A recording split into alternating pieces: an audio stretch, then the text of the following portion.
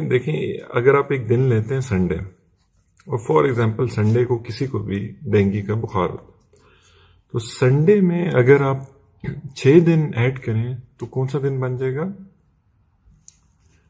Saturday.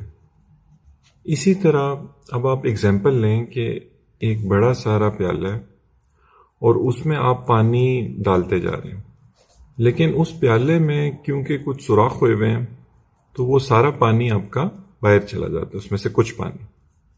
تو dengue بخار میں بھی یہی ہوتا ہے۔ یہ ڈینگی بخار ایک وائرل بیماری ہے، یہ ایک وائرس کاز کرتا ہے، جس میں آپ کی جو خون کی نالیاں ہیں اس میں چھوٹے چھوٹے چھوٹے سوراخ ہونا شروع ہو جاتے ہیں۔ جب یہ چھوٹے چھوٹے سوراخ ہونا شروع ہو جاتے ہیں آپ کی خون کی نالیوں میں، تو ان میں سے سب سے پہلے جو چیز باہر آنا شروع ہوتی ہے وہ خون کا سب سے چھوٹا حصہ ہوتا ہے۔ تو وہ کیا ہوتا ہے؟ پلیٹلیٹس۔ تو کیونکہ پلیٹلیٹس باہر آنا شروع ہو جاتے ہیں، اس لیے پلیٹلیٹس آپ کے کم ہونا شروع ہو جائیں گے۔ فار ایگزامپل اگر آپ کے پہلے دن آپ کے 170 پلیٹلیٹس ہیں، تو دوسرے دن جب ڈینگی بخار آپ کو ہونا شروع ہوگا تو دوسرے دن ہو سکتا ہے آپ کے 150 رہ جائیں، تیسرے دن ہو سکتا ہے آپ کے 100 رہ جائیں، اس کے بعد چوتھے دن 75 رہ جائیں، اس کے بعد 5ویں دن 50 رہ جائیں۔ لیکن جب چھٹا دن آئے گا تو یہ آپ کے پلیٹلیٹس چھٹے دن کے بعد، ڈینگی کیونکہ وائرل ڈیزیز ہے تو یہ سیلف لمیٹنگ ہے۔ یہ سیلف لمیٹنگ کا مطلب ہوتا ہے خود بخود ٹھیک ہونا شروع ہو جاتا ہے۔ تو چھٹے دن کے بعد دوبارہ آپ کے پلیٹلیٹس بڑھنا شروع ہو جاتا ہے۔ لیکن کیونکہ لوگ اس دوران کوئی پتے کھا رہا ہوتا ہے، کوئی کچھ کھا رہا ہوتا ہے، ٹوٹکے کر رہے ہوتے ہیں، تو ان کو یہ لگتا ہے کہ شاید یہ پتے کھانے سے یا ان ٹوٹکوں سے یہ پلیٹلیٹس بڑھ رہے ہیں، جبکہ ایسی بات نہیں ہے۔ ڈینگی کے بخار ہونے کے چھٹے دن وہ خود بخود بہتری کی طرف پیشنٹ مائل ہونا شروع ہو جاتا ہے۔ اچھا، اب دیکھیں، اگر خون کی نالی میں سوراخ ہو رہے ہیں چھوٹے چھوٹے، اور سب سے خون کا چھوٹا کلیہ جو ان سے تھا پلیٹلیٹس، وہ تو باہر آ گیا، ساتھ کیا چیز باہر آنا شروع ہو جائے گی؟ ساتھ آپ کی باہر آنا شروع ہو جائے گی واٹر یا پانی۔ اب لوگ کیا کرتے ہیں کہ لوگ اپنا تمام فوکس رکھ دیتے ہیں پلیٹلیٹس پہ، جبکہ اصل جو آپ کا فوکس ہونا چاہیے وہ ہونا چاہیے واٹر پہ، کیونکہ یہ سب سے ڈینجرس چیز ہے۔ دیکھیں، اگر آپ کے پلیٹلیٹس خون میں کم ہو بھی جائیں نا تو اس سے کوئی فرق اس طرح نہیں پڑ رہا ہوگا کہ آپ کے جسم پورے میں کہیں پہ بھی خون نہیں نکل رہا، تو یہ ان کی کمی آپ کو کوئی کسی طرح تنگ نہیں کرے گی۔ لیکن اگر آپ کا پانی، کیونکہ وہ جب باہر آنا شروع ہوگا اور آپ ڈی ہائیڈریشن میں چلے جائیں گے، تو اب کیا ہوگا کہ آپ کے پورے جسم میں چھوٹے چھوٹے السرز بننا شروع ہو جائیں گے، اور اب کیونکہ وہ السرز بنیں گے تو تب پلیٹلیٹس کم ہونے کی وجہ سے بہت زیادہ بلیڈنگ ہوگی۔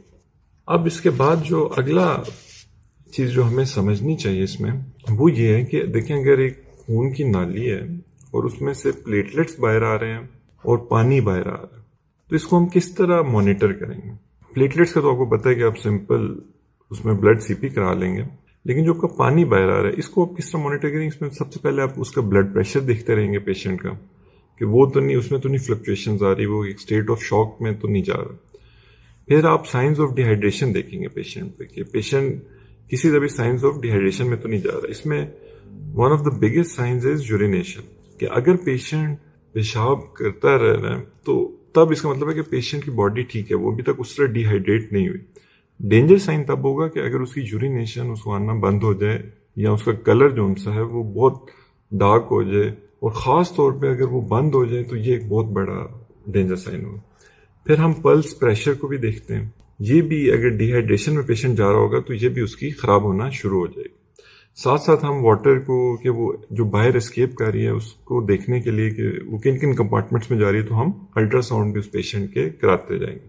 اب ڈینگی کا ایک ہی ٹیسٹ ہے جو ڈینگی اسپیسیفک ٹیسٹ ہے، DS1 جسے آپ کہتے ہیں، یہ اب پہلے دن سے ڈینگی کے پازیٹیو ہو جاتا ہے، اور یہی سب سے یوزفل ٹیسٹ ہے، کیونکہ باقی تمام ٹیسٹ ڈینگی ہونے کے کچھ عرصے بعد پازیٹیو ہوتے ہیں۔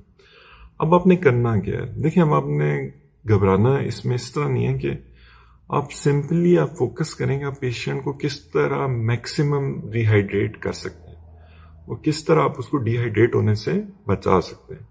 یہ آپ کا سب سے امپورٹنٹ پوائنٹ ہے، کیونکہ اگر آپ اس کو ڈی ہائیڈریٹ نہیں ہونے دیں گے تو اس کو السر نہیں بنیں گے، السر نہیں بنیں گے تو اس کے بلیڈنگ پوائنٹس نہیں ہونا شروع ہو جائیں گے، اور اگر اس کی بلیڈنگ نہیں شروع ہو جائے گی پورے باڈی میں، تب یہ جو پلیٹلیٹس کم ہو بھی رہے ہیں اس سے کچھ مسئلہ نہیں ہوگا۔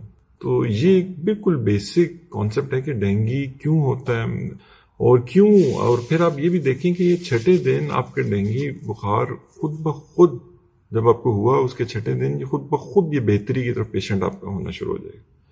تو اس کی کوئی خاص ٹریٹمنٹ نہیں ہے, کوئی ویکسین نہیں ہے, کوئی ایسی دوائی نہیں ہے جو ڈینگی کے خلاف کام کرے. ہم نے بس صرف پیشنٹ کا جو واٹر لیول ہے, جو اس کی ہائیڈریشن لیول ہے, اس کو مانیٹر کرتے رہنا ہے کہ وہ اس کا کمپلیٹلی ٹھیک رہے.